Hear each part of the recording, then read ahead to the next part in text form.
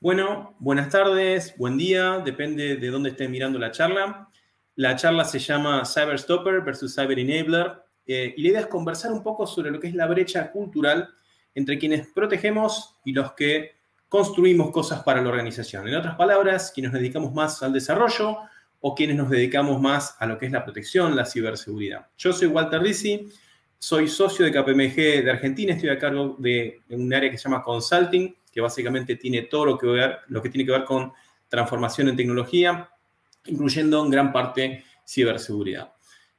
Para contarles un poco de mí, yo tengo más de 20 años de experiencia. Los primeros 10 años fundamentalmente me dediqué a una parte de lo que es la ecuación de la cual vamos a hablar hoy, que es la parte de construcción.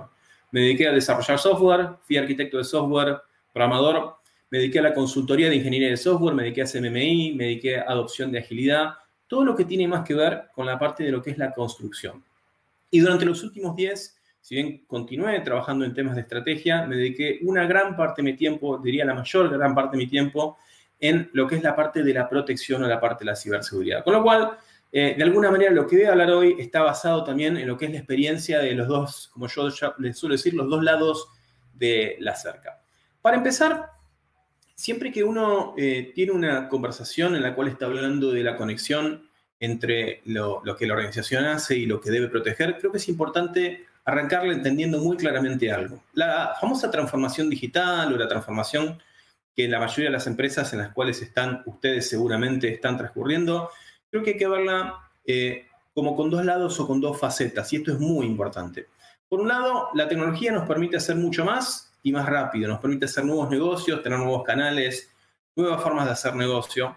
Pero del otro lado del yin yang tenemos que entender, ustedes lo saben perfectamente bien, pero es importante que lo transmitan al negocio también, que en la medida que yo hago más cosas con tecnología, en la medida que digitizo mi organización, también aumenta mi superficie de ataque. Con lo cual, cuando hablamos de transformación digital, siempre tenemos que tener en cuenta este yin-yang, esta combinación de dos fuerzas que tienen que trabajar en paralelo. Ahora, cuando hablamos de dos fuerzas, también tenemos que reconocer que típicamente tenemos dos visiones del mundo contrapuestas en lo que es el mundo de la tecnología. Lo que llamaba al principio los constructores y los protectores. Queda a elección del público ver quién es Batman y quién es Superman en lo que es esta contienda. Pero básicamente, si nos ponemos a escuchar a veces lo que dicen los constructores, esto es los desarrolladores, gente de producto, arquitectos, quienes están buscando construir, tenemos frases de este estilo que yo profesionalmente y personalmente las escuché mucho tiempo. Ciberseguridad me lo frenó. No pasó a producción, me atrasé por culpa de ciberseguridad que vino y me lo frenó. No saben de desarrollo, no saben de desarrollo y por eso me están frenando cosas de las que no entienden. O no entienden la urgencia del negocio. Esas son las frases que escuchamos o las campanas que escuchamos de un lado de la ecuación. Pero por otro lado, ¿sí? Del lado quizás de donde está la mayoría del público de esta charla, tenemos estas otras como los desarrolladores son kamikazes, pasan cualquier cosa a producción, no saben de seguridad o no entienden del riesgo del negocio. Entonces tenemos como una tensión que no se resuelve con herramientas, es una tensión más cultural que tiene que ver con el origen y con cómo cada una de esas partes fue medida y por lo que fue premiado durante mucho tiempo. A veces escuchamos hablar, y yo lo escucho mucho y escucho que se repite, de una sana tensión, ¿no? La sana tensión, la separación de intereses. Yo creo que eso está muy bien hasta un cierto punto, pero el momento en que estamos viviendo hoy, con el tipo de tecnologías que estamos viviendo, con el tipo de metodologías o formas de trabajo que estamos usando hoy en día, esto de separar tanto a las aguas y crear una tensión entre las dos aguas, no sé si me parece que es lo más adecuado para el día de hoy. Por otro lado, creo que es interesante ponerse a pensar si hay un bueno y un malo en esta película o realmente no, ¿no? Y acá de vuelta seguimos con el motivo, tenemos a Gotham por un lado y Metrópolis del otro. ¿Hay un bueno y un malo? Vamos a hablar un poco de cómo miden y qué es lo que busca cada uno, cómo premian a cada uno. En general, a los constructores, toda la familia, los que desarrollan, diseñan, empujan soluciones, su objetivo fundamental en general, simplificándolo mucho, es que algo bueno pase, que pase a producción, que salga una nueva solución a producción. Por otro lado, el objetivo fundamental de los protectores en general es que algo malo no pase. O sea, por un lado tenemos alumnos que quieren que algo pase y por otro lado algunos que están protegiendo que algo malo no suceda. Si vamos de vuelta a los constructores, el momento de mayor presión, y esto yo lo viví personalmente durante, como dije, los primeros 10 años de lo que fue mi carrera profesional, es cuando no se llega a una entrega. Realmente es donde uno más sufre en ese momento y es por eso que ahí surgen esas tensiones, ¿no? Si alguien me frena en ese momento en el cual yo estoy sufriendo esa presión, todos aquellos que me frenan para pasar a producción algo que está apretado en tiempo, yo lo veo de alguna manera como un enemigo. Y por otro lado, si nos ponemos del lado de los protectores, el momento más difícil, esto también me ha tocado del otro lado de mi carrera, es cuando surge un incidente grave. Estos son los dos momentos de tensión contrapuestos de estas dos partes. ¿Y cómo se mide a cada uno sobre ese objetivo fundamental? Los principales, llamémoslos KPIs, OKRs, como te midan en tu empresa, generalmente están asociados a producir y entregar, a llegar a tiempo, a sacarlo en producción, a sacarlo en vivo. Eso es el tipo de entregables, mientras que del otro lado, si bien puedo tener entregables asociados a la implementación de un producto, los principales puntos de medición, KPIs o OKRs, los que uses, tienen más que ver con reducir sucesos negativos. En general, los principales KPIs que va a tener un CISO, un líder de seguridad, van a tener que ver con que no pasen esas cosas o reducirlas durante su mandato, durante su periodo. Con lo cual lo que tenemos acá no es ni buenos ni malos, lo que tenemos es gente que tiene una muy buena intención, pero que tiene formas de medir que de alguna manera en un momento están contrapuestas y de eso es lo que vamos a charlar en lo que nos queda de esta presentación. Seguramente muchos están pensando que con DevSecOps muchas de estas cosas se resuelven. Es un tema que a mí me parece súper interesante, el cual me confieso sumamente interesado. Pero creo que hoy todo no se puede resolver con DevSecOps. Quizás en algún momento futuro del tiempo DevSecOps sea la respuesta. ¿Por qué hoy no es la panacea? Básicamente por varias cuestiones que vamos a ir charlando. En primer lugar, ¿cuántas compañías tienen suficiente madurez en DevOps para adoptar DevSecOps? DevSecOps parte, ¿sí? Es una evolución de lo que es DevOps, que después también tenemos muchas acepciones de lo que es, pero partiendo de que entendemos lo que es DevOps, es una evolución, ¿sí? Entonces, si una compañía no está ya trabajando en DevOps mayormente, pensar en DevSecOps en su acepción más pura es como muy temprano. Por otro lado, ¿cuántas compañías solamente desarrollan con DevOps o están pensando en hacerlo completamente en algún momento? Una gran parte de las compañías, excepto las que nacieron de esta manera, no están realmente produciendo software bajo un modelo que podemos llamar DevOps o parecido a DevOps. En general tienen un mix de esas cosas. Incluso no puedo predecir el futuro, pero muchas de ellas tampoco es que piensan que su futuro va a ser completamente DevOps, con lo cual no necesariamente toda su organización, aunque la pensemos en el futuro, va a estar trabajando con DevOps, sino que va a tener algo más híbrido. Por otro lado, ¿cuántas compañías ven a DevSecOps más allá de las tools y las tecnologías? Si uno se remonta a DevOps, ni siquiera hablo de SecOps todavía, hace unos años atrás, las conversaciones eran mucho más filosóficas. DevOps tenía que ver con acercar los puntos de vista de los que desarrollan y los que hacen operaciones.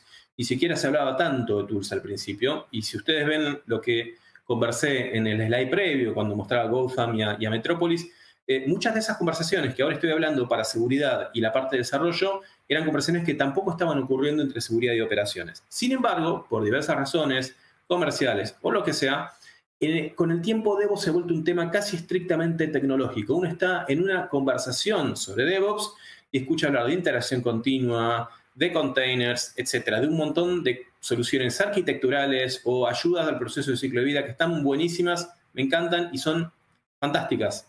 Pero algunas conversaciones de fondo, algunos temas más de fondo, más culturales, más filosóficos, que tienen que ver con trabajar conjuntamente, se fueron perdiendo. Y creo que con DevSecOps está pasando lo mismo también. Uno habla de DevSecOps y enseguida se va a securitizar containers, a poner controles automáticos durante el ciclo de vida, cuando no sé si las conversaciones que tienen que ocurrir entre las partes están ocurriendo, lo cual me lleva al siguiente punto. Las que ven a DevSecOps, más allá de las tools y la tecnología, ¿realmente están teniendo las conversaciones adecuadas? A mí a veces me da gracia porque escucho a alguien que dice que está implementando DevSecOps y lo está implementando desde uno de los dos lugares. Una implementación de herramientas, filosofías, procesos asociados a DevSecOps debería surgir de una conversación de esas tres partes involucradas y muchas veces está impulsado por una sola parte, mayormente porque se lo está viendo como un tema de implementar algún tipo de tool. Y por otro lado, vamos a decir la verdad, ¿cuántas de las organizaciones que dicen que todo lo anterior lo tienen cubierto realmente lo tienen cubierto y hasta qué punto. Una cosa es decir, sí, estamos trabajando con DevOps, yo escucho un montón que lo dicen, estamos incursionando en DevSecOps, pero cuando uno hace doble clic en eso, quizás tiene algunos pilotos con DevOps, unos pilotos todavía más chicos con DevSecOps. Entonces, culminando un poco con este tema, con esta disertación de por qué DevSecOps no es la única solución, el mundo real es más imperfecto de lo que nos gustaría. En un mundo espectacular, donde trabajamos con empresas que tienen un gran entendimiento de métodos ágiles, están aplicando DevOps muy bien, tienen un flujo continuo, tienen mucho diálogo entre cyber y desarrollo, DevSecOps definitivamente es la solución para el 80% de los problemas de los cuales vamos a hablar hoy. Para el resto del mundo todavía es un poco temprano. Por eso vamos a hablar de lo que vamos a hablar en el resto de esta charla. Entonces, ¿qué conflictos existen entre las dos partes y qué acuerdos podemos generar para mejorar ese gap cultural del cual hablamos al principio? Aunque todavía no hablemos, como dije, de DevSecOps, vamos a hablar de cosas un poco más de alto nivel, más conceptuales. Vamos a hablar de 5 conflictos. El primer conflicto lo llamamos el conflicto de la participación. Este conflicto, ¿a partir de qué surge? Surge a partir de que durante muchos años ciberseguridad se podía ubicar en puntos de control a lo largo de un ciclo de vida en cascada o más o menos en cascada, y esos puntos de control se están diluyendo cada vez más a raíz de la utilización de agilidad o de métodos parecidos, algún método iterativo, podemos llamarlo ágil o no, pero se están diluyendo. Esto se podría resolver fácil, yo digo, bueno, perfecto. Si tengo puntos de control más seguidos, lo que hago es poner un embajador, un campeón, como lo quieras llamar, en cada célula de trabajo, pero en general tengo algunos problemas que hacen que esto no sea tan trivial. Y para empezar, en general, los equipos de ciberseguridad están subestaffeados. Están subestaffeados ya sea por presupuesto o por la dificultad propia del mercado laboral de ciberseguridad. Es difícil conseguir gente con el skill que necesito. Y sobre todo es difícil conseguir gente que conozca los dos mundos, que conozca de seguridad, que conozca de desarrollo. Con lo cual, este es un tema que me lo hace un poco más complicado. No tengo el budget necesariamente y si lo tengo, quizás no tengo la gente. Y por otro lado, en general, los equipos de desarrollo no tienen una disciplina de involucramiento de seguridad en el momento correcto. Dicho de otra manera, dicho en criollo, no todos los equipos de desarrollo saben en qué momento tienen que involucrar la seguridad. Quizás saben que al principio, en general, hoy en día la mayoría de los equipos de desarrollo saben que cuando arrancan algo tienen que llamar a seguridad porque están pensando en las grandes decisiones de arquitectura, por ejemplo, pero esas decisiones van cambiando en el tiempo. La arquitectura en general fluye, no es algo que sea fijo. Entonces uno va haciendo pruebas y algunas cosas van cambiando, algunas de esas cosas requieren rechecar con seguridad. No todos los equipos de desarrollo lo tienen claro. Entonces, este es el primer conflicto. ¿Cómo participamos adecuadamente en el mundo real? ¿Sí? Y después hay algunas cosas adicionales. ¿Cómo podemos reconciliar ese conflicto? Básicamente con formas de involucramiento más estructuradas y optimizadas que nos permitan que ciberseguridad esté siempre ahí en un mundo real, ¿no? O sea, yo puedo tener un montón de escuadrones, un montón de grupos de desarrollo, células, como lo quiera llamar. En un mundo ideal quizás podría poner uno en cada uno.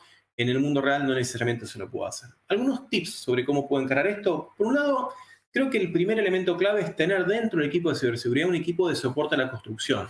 Esto es, un equipo que tenga como clara responsabilidad acompañar al área de desarrollo. Una de las cosas por las cuales muchas veces quienes están en desarrollo se quejan de seguridad es que es difícil involucrar a seguridad, porque van a hablar con uno y le dicen esto lo tiene operaciones, esto lo tiene arquitectura de seguridad, esto lo tiene compliance o gobierno. Entonces el tipo de desarrollo, llamen lo que sea, el gerente de proyecto, el líder de proyecto, el product owner, depende la forma de trabajo que utilicen, se marea, pierde mucho tiempo y le genera un montón de frustración. El primer punto importante, tengamos champions, embajadores, el modelo que queramos, tenemos que tener gente dentro del equipo de seguridad que se focalice en acompañar a los grupos de desarrollo, que es una forma, un punto de entrada fácil para que la gente de desarrollo se acerque a seguridad. Por otro lado, estandarizar lo más posible las prácticas y patrones de desarrollo seguro. Si yo, como dije antes, pudiera poner una de estas personas del equipo que mostré en el primer Batman vs. Superman Amigados, si yo pudiera poner uno en cada grupo, yo tendría constantemente a alguien de seguridad a quien le puedo preguntar. En la realidad va a ser difícil que tenga alguien así, por lo que dijimos antes, por staffing, por budget, por lo que sea. Entonces, estandaricemos lo más posible las prácticas y patrones de desarrollo seguros. Si podemos además tener herramientas automáticas para chequearlo, mucho mejor, pero que por lo menos el equipo de desarrollo sepa qué cosas le vamos a revisar después, de forma de que cuando llegue el momento de revisarlas no se encuentre con una sorpresa. Por otro lado, y como antiguo desarrollador, hay un tema que hay que aprovechar, que es el orgullo del desarrollador, que es generalmente un desarrollador bueno, odia que le marquen cosas que no hizo bien. Entonces lo que va a tratar de hacer es que cada revisión, se lo va a tomar hasta personal. Entonces hay que aprovechar también el orgullo del desarrollador por sacar las cosas bien la primera vez, digámosle qué es lo que vamos a controlar y seguramente se va a poner todo de sí para que las cosas salgan bien. Cuando hablo de desarrollador, hablo de todas las personas de diferentes roles y perfiles que pueden estar como parte de un grupo de desarrollo. Y el otro tema, muy asociado con el anterior y en la medida de lo posible, probar mecanismos de autoservicio, ¿sí? Si podemos, por ejemplo, darle las mismas herramientas de testeo que vamos a utilizar nosotros para que el desarrollo pueda hacer algunas pruebas previas. Si tenemos revisión de código y no tenemos todavía, por ejemplo, un pipeline automatizado, pero tenemos algunas herramientas de revisión que vamos a utilizar para revisarlos, que no sea una sorpresa la revisión. No hay nada más feo que un examen sorpresa. Démosle a ellos para que hagan sus exámenes de prueba. ¿Vieron como cuando rinden una certificación y la rinden con un examen de prueba y llegan 10 puntos? Lo mismo quiere el desarrollo. ¿Qué más quiere? Lo que quiere es llegar bien. Entonces, con estos 3 puntos, estemos en DevSecOps o en un mundo más simple, podemos ayudar a estar siempre presentes con seguridad. Respecto al punto 1, una cosa interesante que pueden probar es usar patrones de involucramiento, que es algo que hemos probado en nuestra experiencia profesional. Un patrón de involucramiento es lo mismo que un patrón de desarrollo de software para quien desarrolla software, pero que tiene que ver con cuándo involucra seguridad. Cuando me encuentro con una situación así, entonces involucra seguridad de esta manera y le doy estos datos. Por ejemplo, cuando empiezo un proyecto, obviamente, involucra seguridad. Cuando tengo una decisión clave sobre estos temas, autenticación, middleware o algún otro que sea clave, bueno, les doy tips a desarrollo, patrones de cuándo me tiene que venir a involucrar. Eso me va a ahorrar mucho la cantidad de gente que necesito para poder estar presente en desarrollo sin necesariamente tener a alguien fijo todo el tiempo. El siguiente punto, que tiene también que ver con lo que ya hablamos al principio, es el conflicto del mindset. La verdad que ciberseguridad, sobre todo la gente que viene de una escuela clásica, estuvo toda la vida en ciberseguridad o bien evolucionó desde auditoría o desde infraestructura, tiene un mindset mucho más cercano al control, a este que dijimos al principio, a que no pase lo malo, cuando el desarrollo tiene un mindset mucho más de delivery, que es que pase lo bueno. Esto sería, de vuelta, fácil de reconciliar si no fuera por alguna de estas cuestiones. En general, la gran cantidad, si bien está cambiando de a poco, de profesionales de ciberseguridad, nacieron en ciberseguridad o nacieron en alguna disciplina como infraestructura o auditoría. No hay tantos todavía que hacen desarrollo y después se pasan a ciberseguridad. Con lo cual, gente que maneja los dos conceptos es difícil de encontrar. Por otro lado, en general, la experiencia, la historia de trabajo conjunto entre ciberseguridad y desarrollo suele ser, o generalmente fue a través de las cascadas, puntos de control específicos, y no fue siempre necesariamente buena. Siempre estuvo teñida de historias. Ciberseguridad me lo frenó al final, me involucraron muy tarde, con lo cual existe un cierto recelo en esa interacción, entre algunas otras parecidas, ¿no? Entonces, ¿cómo resolvemos este tema del mindset? Lo que podemos hacer es, este es más del lado de lo que es el mindset de seguridad, de crear un mindset más de delivery en seguridad para acompañar un poco mejor, para ser un poco más empáticos con desarrollo. Lo que podemos hacer es educar al departamento de seguridad e incorporar a perfiles más diversos que nos permitan tener nuevas conversaciones con desarrollo. Educar suena a veces a que ciberseguridad no sabe, ¿no? En realidad tiene que ver con, como profesionales de ciberseguridad, abrir un poco la cabeza, los ojos, hacia otras formas de hacer las cosas que nos permitan acompañar mejor, tener un rol más de acompañamiento. A mí me gusta decir que la ciberseguridad está pasando de ser más perro guardián a guardaespaldas. Entonces tengamos la educación y los perfiles adicionales, perfiles profesionales, que nos permiten ser más guardaespaldas que perros guardianes. Entonces, un primer tema interesante es empezar a pensar en una alianza con el equipo de desarrollo y fomentar algunos intercambios conjuntos. Por ejemplo, algo que está muy bueno, si nos lo permite la gente que tenemos, la cantidad de gente, los proyectos, es hacer algún tipo de intercambio pasantía. Por ejemplo, que alguien de desarrollo vaya a trabajar un tiempo a seguridad y que ayude, por ejemplo, a automatizar cosas de ciberseguridad, con lo cual encima se le saca provecho. O que alguien de seguridad vaya a trabajar por un tiempo un grupo de desarrollo. Eso trae un efecto inmediato. Ya, si va alguien de desarrollo de seguridad, le va a ayudar, si no tiene ya, a automatizar cosas, por ejemplo, pero también empieza a generar algún tipo de polinización cruzada. Brainstorming conjuntos, reuniones periódicas, reuniones conjuntas en las cuales cada uno le cuente un poco al otro novedades, tendencias y demás, que permitan empezar a generar mayor empatía entre las dos partes. Por supuesto, también brindar al equipo de seguridad formación de desarrollo seguro y nuevos modelos de delivery. Yo estoy viendo, la verdad, que con mucha alegría que hay muchos profesionales de cyber que se están formando en Scrum, en DevOps y demás cosas, que hasta hace un tiempo atrás eran consideradas casi mala palabra, pero eso hay que seguir haciéndolo, sobre todo con los profesionales de cyber más tradicionales. Y por otro lado, hay un trabajo que le toca al líder de ciberseguridad, al CISO, o como se llama en su organización, es empezar a cambiar también el mensaje. Ese mensaje de los desarrolladores son kamikazes, nos quieren pasar por encima, si no los controlo, hacen cualquier cosa. Hay que empezar a dejarlo de lado, porque también genera esta distancia más cultural. Entonces, estamos diciendo, tenemos que decir, estamos saliendo del ciberseguridad del sí y el no, para entrar en una ciberseguridad más del cómo. Las cosas se pueden hacer de cierta manera. Existe incluso un riesgo aceptable si las dos partes nos ponemos de acuerdo en qué es lo que vamos a aceptar, cuál es la conclusión y cuándo lo vamos a resolver. De la misma manera que hablo de ese cambio que tiene que hacer ciberseguridad, también hay otro conflicto, que es el cambio que tiene que hacer en su mindset el área de desarrollo, la conciencia en ciberseguridad. En general, y les hablo de haberlo vivido en primera mano y haber yo mismo insultado sobre ciberseguridad cuando me frenaba algo, cuando no me dejaba tocar algo directamente en producción. En mi primer trabajo, yo me acuerdo que podía pasar cosas a producción yo siendo un desarrollador y me enojaba mucho cuando me quitaban esos permisos. El equipo de construcción vio a ciberseguridad durante años como una molestia, como que me pone trabas en el camino. Yo tengo que hacer todo esto, el negocio me presiona, estoy con una tecnología nueva, estoy con N cosas complicadas y encima ciberseguridad me pone esta traba adicional y lo que siento es que no entienden o que no son empáticos con el problema que yo tengo. Esto también parecería que no es un tema tan grave, si no fuera porque en general lo mismo que pasó con ciberseguridad pasa en el lado de desarrollo en cuanto a la formación profesional. En general, la formación típica de un desarrollador no incluye conceptos de ciberseguridad o desarrollo seguro. Muchas de las materias, incluso en una licenciatura en informática, en ciencias de la computación, las más orientadas a desarrollo, no suelen incluir materias de ciberseguridad o si las tienen son opcionales. Entonces, la formación tradicional de quien construye software no tiene elementos de ciberseguridad. Fueron adquiridos a posteriori y muchas veces con recelo.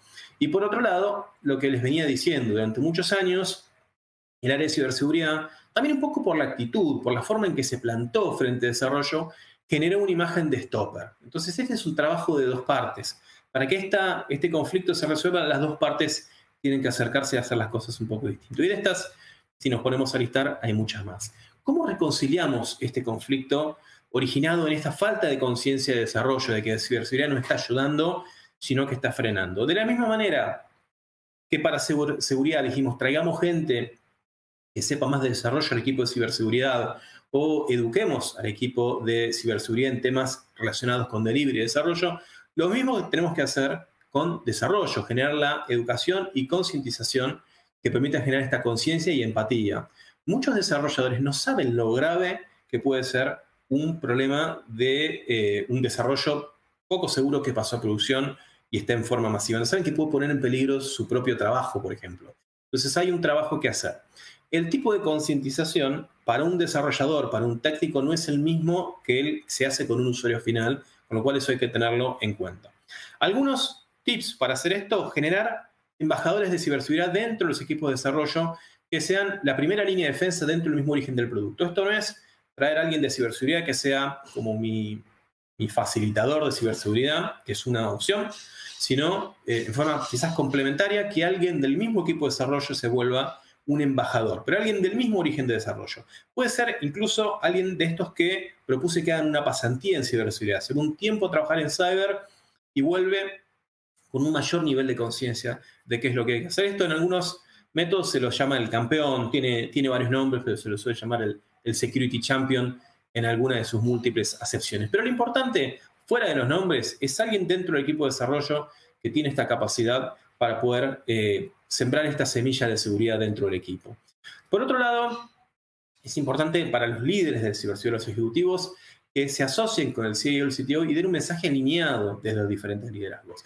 No hay nada peor en todo lo que les estoy contando que el CIO y el CISO estén de lados opuestos de la vereda. Eso es una forma muy antigua de ver esto. Si el CIO y el CISO se pelean, la gente de abajo no va a hacer más que seguir el ejemplo. En todo cambio cultural, una de las primeras cosas que hay que cambiar, y lo dicen los que saben de cambio cultural, es el ejemplo que dan los ejecutivos. Entonces, CIO, CTO, CISO o como se llame en su organización, los que construyen, los que protegen a nivel ejecutivo, tienen que estar sumamente alineados. En una organización madura que entiende el yin-yang, el yin-yang que mostré al principio, esto surge naturalmente. Una organización que tiene un producto digital sabe que todo el tiempo que le lleva promoverlo, generar confianza, ponerlo en producción, se desarma en segundos si yo tengo un incidente de ciberseguridad. Este es un espacio que auspicia el Banco Galicia. Creo que todos los que están en el servicio financiero saben que la confianza en un servicio financiero digital se rompe en nada, con lo cual es sumamente importante que los directivos tecnológicos tengan un mensaje alineado. Y por otro lado, tener programas de concientización y educación específicos para desarrolladores, tanto técnicos como de negocio. Hablemos de software seguro, de buenas prácticas de codificación, de OWASP, de lo que quieran, de herramientas que realmente los van a entretener mucho a los desarrolladores. Una vez que le agarren la mano les van a gustar y se van a entusiasmar. Pero también hablamos desde un punto de vista de negocio. Sobre todo si estamos avanzando hacia un modelo más ágil, los desarrolladores tienden a acercarse mucho más al negocio también y tratar de entender el impacto de lo que construyen.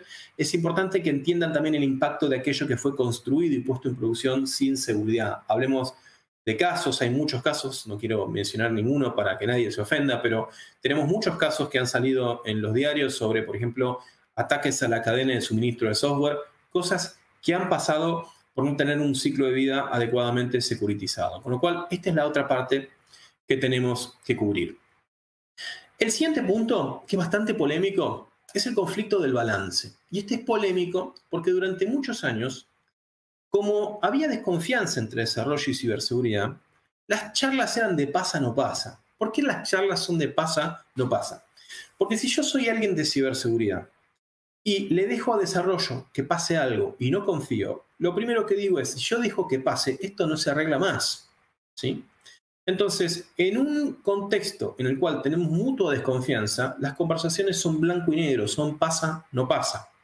Esto tiene sus razones de ser, porque como dije antes, ¿sí? En un contexto de desconfianza, esto, yo sé que si algo pasa no se resuelve nunca. Y por otro lado, cuando teníamos ciclos de release muy largos, típicos de cascada, pero una cascada exagerada, cuando las cosas pasaban a producción con intervalos largos o cuando no sé cuándo me van a priorizar algo, dejar pasar algo es algo prácticamente inaceptable, porque yo sé que como ciberseguridad dejo pasar algún tipo de vulnerabilidad que para el release actual no es tan relevante, como desconfío y como sé que los releases son muy espaciados, ante la duda prefiero que no entre a producción nada que pueda llegar a generarme algún tipo de problema.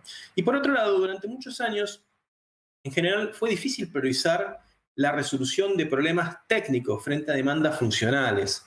Esta es la principal concepto a lo largo de lo que es la deuda técnica, ¿sí? Durante mucho tiempo, como el que priorizaba era un usuario que de lo técnico no tenía conocimiento, entonces lo que quedaba rezagado de lo técnico, temas de, ya sea de funcionalidad, de seguridad o de performance o de escalabilidad, quedaron rezagados forever hasta que en un momento explotaban en producción.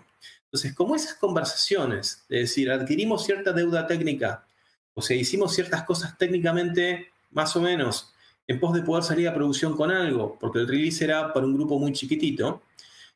Cuando sabemos que después, cuando digamos queremos un cierto tiempo para reparar esa deuda, no vamos a tener la priorización, entonces es muy difícil plantear un balance. Es muy difícil que desde ciberseguridad podamos decirle al product owner, al product manager, al que sea que está trabajando junto con desarrollo, esta vulnerabilidad puede esperar porque en el público o en el ámbito en el cual va a ser liberado esto es una vulnerabilidad muy difícil de explotar o con una consecuencia mínima porque, por ejemplo, no vamos a manejar información confidencial en un release Friends and Family, por ejemplo.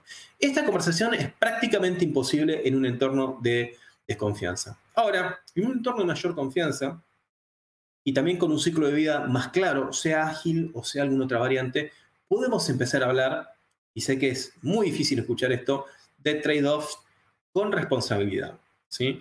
¿Qué podemos hacer para tener estos trade-offs? Por un lado, una definición razonable de deuda técnica de ciberseguridad. ¿Qué significa razonable? Que tiene sentido, que no es una carta blanca de poder pasar cualquier cosa porque no tenemos tiempo. Una definición razonable puede tener que ver con que cierto tipo de vulnerabilidades, por ejemplo, en ciertos entornos de release muy controlados y con información, por ejemplo, de bajo riesgo, los puedo llegar a aceptar. Vulnerabilidades que pueden atentar contra la disponibilidad de un producto para el cual la disponibilidad todavía no es clave, porque, por ejemplo, lo estoy liberando en un ambiente de UAT, o como dije antes, es un release Friends and Family, con lo cual no tengo que asegurar alta disponibilidad. Entonces, puede haber contextos en los cuales yo puedo hacer un trade-off. En mi caso personal, me han tocado discusiones por un producto que había que pasar a producción a un ambiente de UAT, donde le iban a usar usuarios internos, donde muy poca gente iba a tener acceso. Había una vulnerabilidad muy difícil de explotar, realmente muy difícil de explotar, por un hacker aficionado, ¿no? Y estamos hablando de un ambiente con poco atractivo, difícil de explotar en un ambiente de prueba. Y sin embargo, alguien no me lo dejaba pasar a producción. Entonces, hay casos todavía que nos encontramos de este tipo de trade-off, pero para eso hay que tener muy claro qué significa. Por otro lado, hay que acordar muy genuinamente entre CISO, CTO y demás partes el límite de deuda técnica que implica frenar el desarrollo. Si tengo deuda técnica, hay algo que es clave, que es, si yo llego al límite de deuda técnica de cualquier tipo, y especialmente si empiezo a incorporar deuda técnica de seguridad, hay un límite del cual no puedo pasarme. Y esto es un compromiso que el área de desarrollo tiene que asumir. Si yo no pago la deuda, a partir de ahora se frena la cadena, es como un Kanban. ¿Sí? La freno porque hay algo que no me permite avanzar más. Si no puedo hacer esto, es un terreno, el de deuda técnica y seguridad, en el cual va a ser difícil que me meta y que funcione. Y por otro lado, gestionar adecuadamente la resolución continua para que no se acumule. Esto va de la mano con el punto anterior. Entonces, existe la posibilidad de un trade-off. Ese trade-off tiene que ser manejado con muchísimo cuidado y muchísima responsabilidad por parte de todas las partes. Y el último conflicto, en realidad podemos buscar más conflictos, pero elegí 5 que creo que son los claves para esta charla, es el conflicto del ecosistema. La verdad que hoy en día raramente hacemos negocios solos. En el mercado financiero en particular, cada vez más tenemos alianzas, joint ventures de bancos con fintech entre sí. No les tengo que explicar, lo mismo con proveedores de tecnología. Y si vamos a lo más simple, casi nadie hace hoy en día desarrollo solo. Lo hace con algún proveedor externo para una cosa u otra. Con lo cual, alguien me podría decir, che, todo esto que dijiste hasta ahora, Walter, no aplica nada porque nosotros trabajamos con proveedores, con lo cual esto lo maneja el proveedor. Una de las falacias más grandes que escuché fue esta de decir, como lo hago con un proveedor y el proveedor se encarga. Y la verdad, si yo al proveedor no se lo pido, no se lo aclaro, no sé si se va a encargar. Entonces, este es un tema que tenemos que tomar el ownership nosotros desde nuestra organización y discutir adecuadamente con el proveedor. Hay formas constructivas de manejar esto con el proveedor. En particular,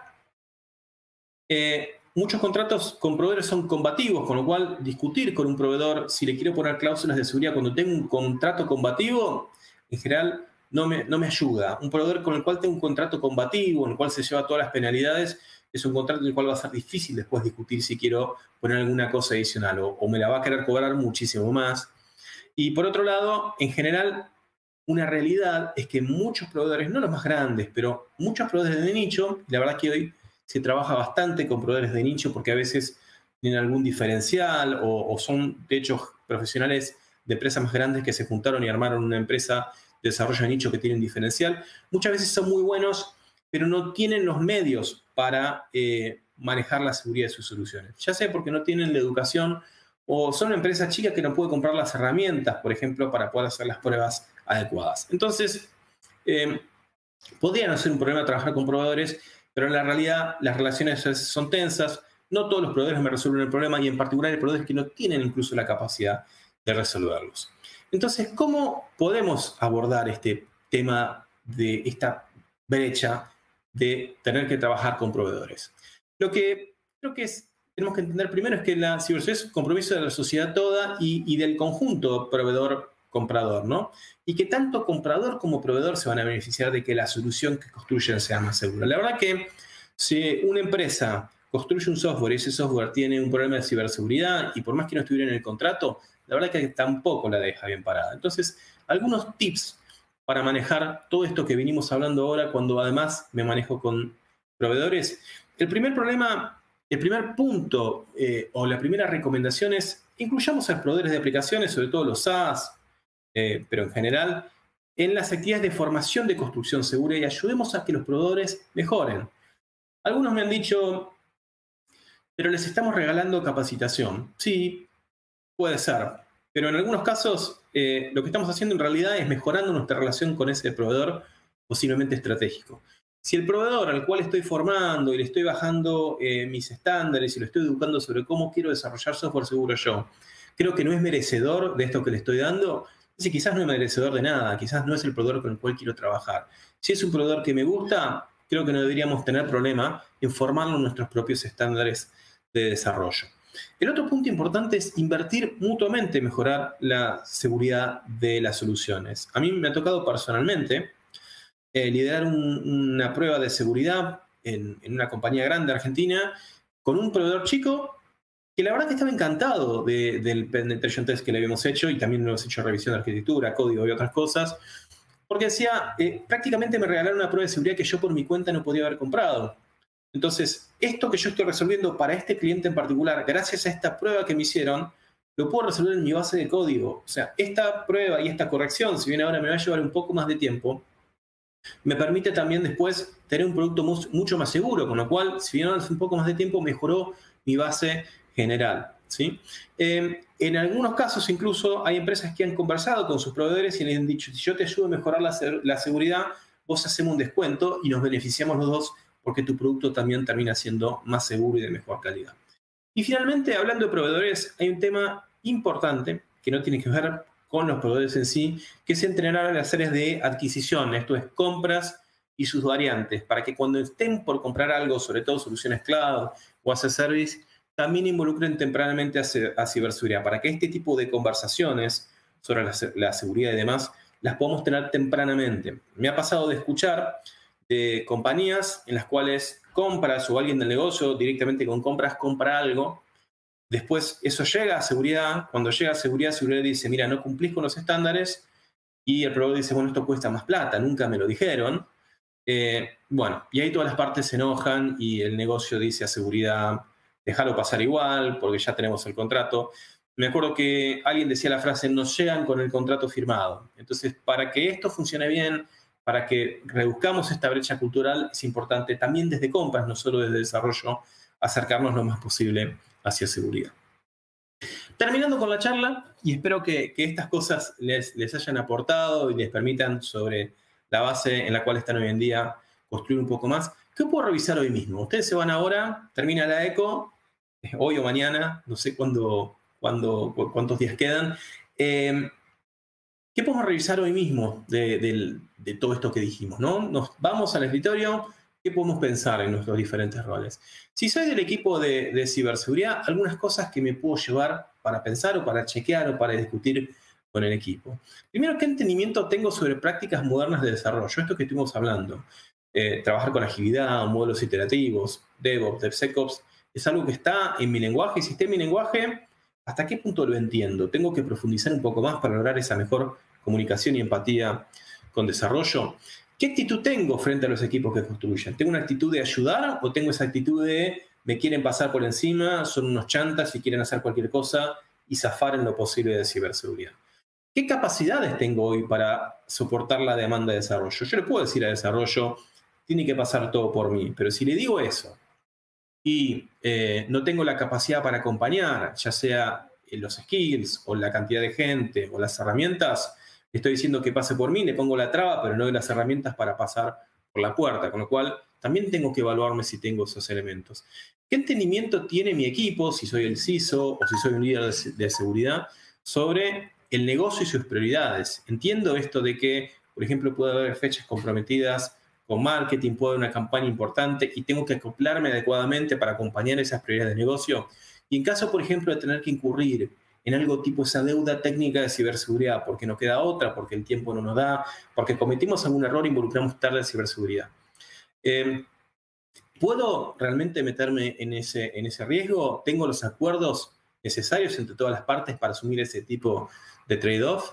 ¿Qué tan ágil es nuestro propio equipo en su forma de trabajar? Una cosa que ayuda un montón, yo eso lo hemos probado en algunas entidades financieras, es que el mismo equipo de ciberseguridad empiece internamente a trabajar con nuevas formas, nuevas dinámicas como dinámicas ágiles. Eso también permite empezar a tener mayor empatía y entender un poco más cómo trabaja desarrollo. Y finalmente, preguntarnos si estamos invirtiendo en formación y reclutamiento para adaptarnos a este nuevo mundo en el cual desarrollo y ciberseguridad tienen que estar más cerca.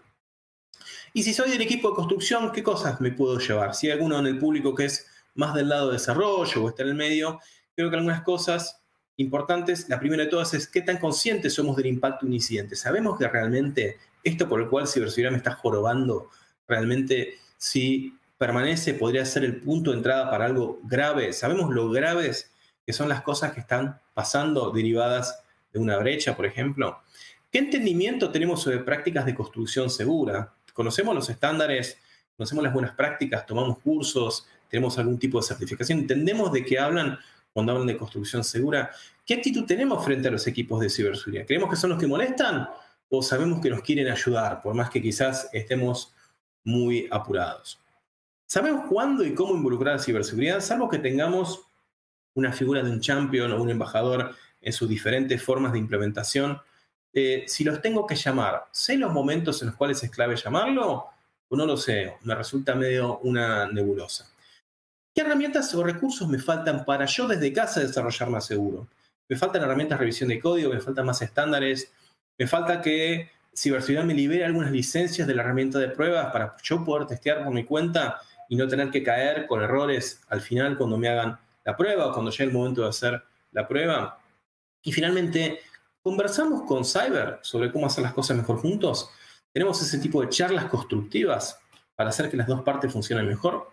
Bueno, estas son algunas de las cosas que recomiendo que se pueden llevar para pensar, para reflexionar, para repasar, ¿sí? Y ver cómo hacer las cosas mejor y reducir esta brecha cultural sin que necesariamente estén todavía en un estadio de DevSecOps o tan avanzado. Y finalmente me quedo con esta frase de la película Justice League, que bueno, tuvo hace poco un reestreno muy bueno, mucho mejor que el anterior. La verdad, el que no lo vio y le gusta la temática, como verán, a mí me gusta, lo recomiendo. No puedes salvar el mundo solo. Las cosas, las nuevas soluciones digitales, la transformación digital, no se puede hacer solo. No se puede proteger al mundo solo. Tenemos que trabajar las dos partes juntas para tener un mundo mucho más seguro, negocios más modernos, más digitales y más seguros. Con esto, muchas gracias.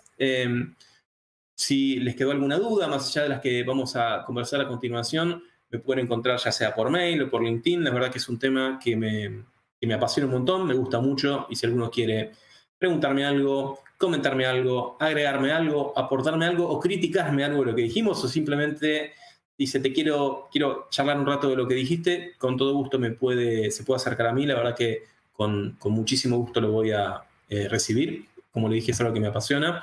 Así que bueno, muchas gracias por invitarme y bueno, espero que sigan disfrutando de la EcoParty.